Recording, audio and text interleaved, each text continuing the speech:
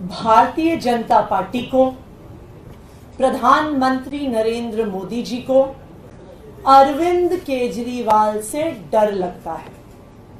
उन्हें पता है कि वो चुनावी मैदान में, वो दिल्ली में, वो पंजाब में अरविंद केजरीवाल और आम आदमी पार्टी का सामना नहीं कर सकते हैं। अरविंद केजरीवाल जी और आम आदमी पार्टी द्वारा किए गए काम का सामना नहीं कर सकते हैं। इसलिए जब से चुनाव की घोषणा हुई है, भारतीय जनता पार्टी ने और प्रधानमंत्री नरेंद्र मोदी जी ने एक के बाद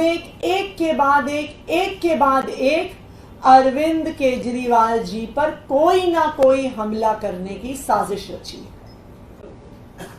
16 मार्च को लोकसभा चुनाव की घोषणा होती है।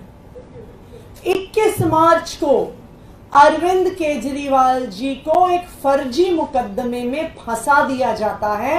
एक ऐसा मुकदमा जिसमें आज तक 1 रुपए की भी प्रोसीड्स ऑफ क्राइम का कुछ नहीं मिला, 1 पैसा नहीं मिला।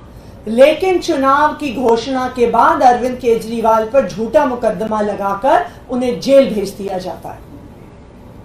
जेल भेजने के बाद जेल के अंदर अरविंद केजरीवाल जी की दवाई बंद कर दी जाती है, अरविंद केजरीवाल जी की इंसुलिन बंद कर दी जाती है।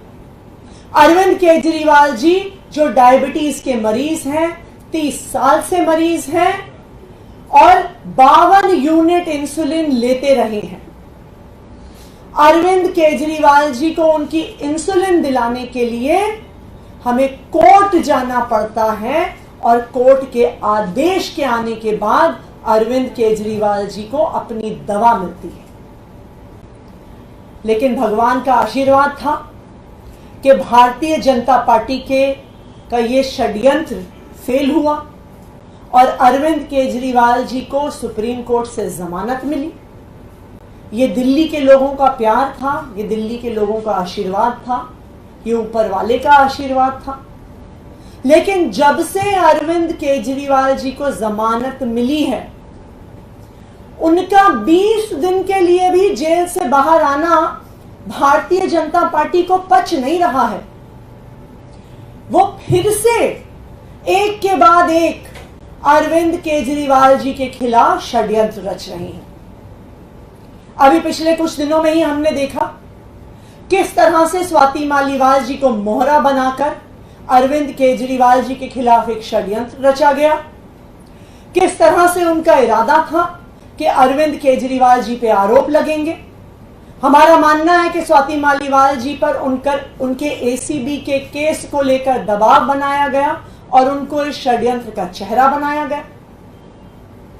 लेकिन वो षड्यंत्र भी कामयाब नहीं हुआ, क्योंकि जो वीडियो सीएम आवास से निकले उससे पूरे देश ने देख लिया कि जो शिकायत स्वाति मालीवाल जी कर रही थी वो सरासर झूठ है।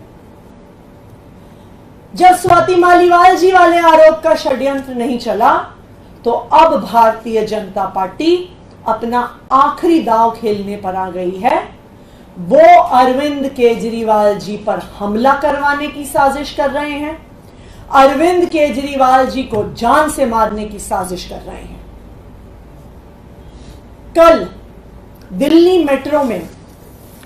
मेट्रो के बहुत ही प्रोमिनेंट मेट्रो स्टेशंस पे, जिसमें एक मेट्रो स्टेशन है राजीव चौक, दूसरा मेट्रो स्टेशन है पटेल नगर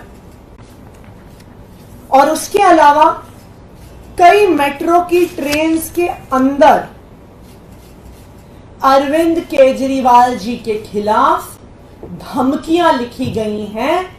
उनको जान से मारने की धमकी लिखी गई है और उन पर हमला करने की बात कई जगह पर धमकी के तौर पर दिल्ली भर के प्रोमिनेंट मेट्रो स्टेशंस पर लिखी गई है।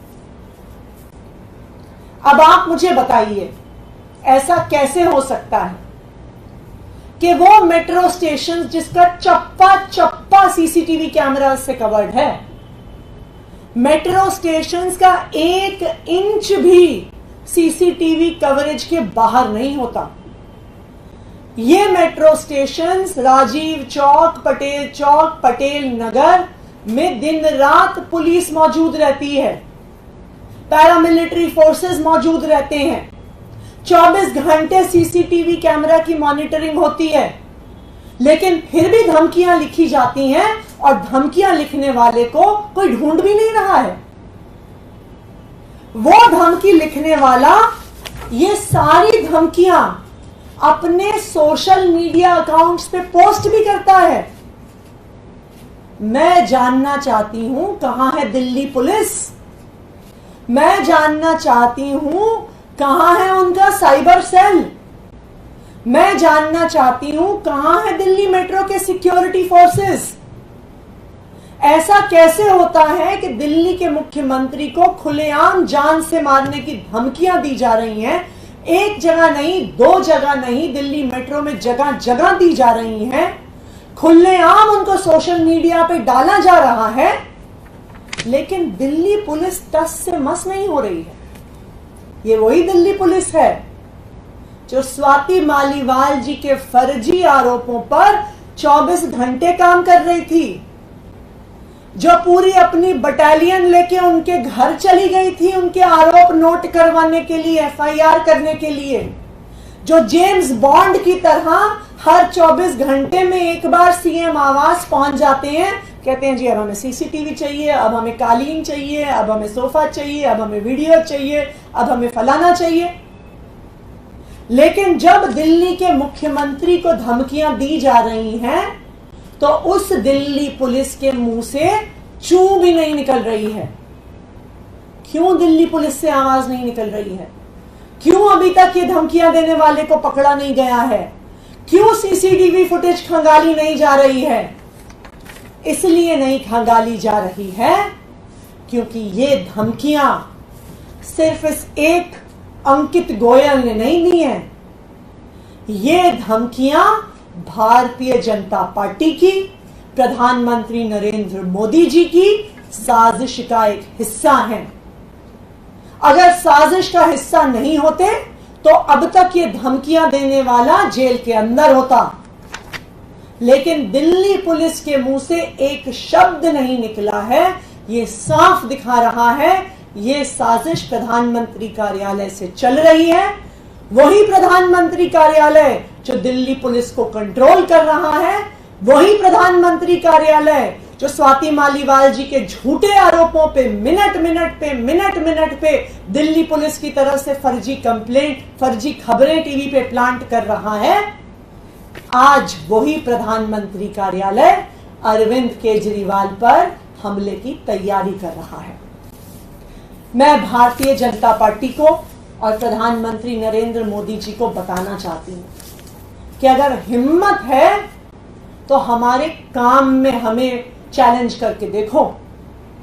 अगर हिम्मत है तो अरविंद केजरीवाल जैसा काम करके दिखाओ, अरविंद केजरीवाल की तरह लोगों का दिल जीत के दिखाओ, अरविंद केजरीवाल की तरह 24 घंटे बिजली दे के दिखाओ, अरविंद केजरीवाल की तरह सरकारी स्कूल ठीक करके दिखाओ, अरविंद केजरीवाल की तरह बुजुर्गों को फ्री तीर्थ यात्रा करके दिखाओ, अरविंद केजरीवाल की तरह हर दिल्ली वासी को फ्री इलाज दे के दिखाओ।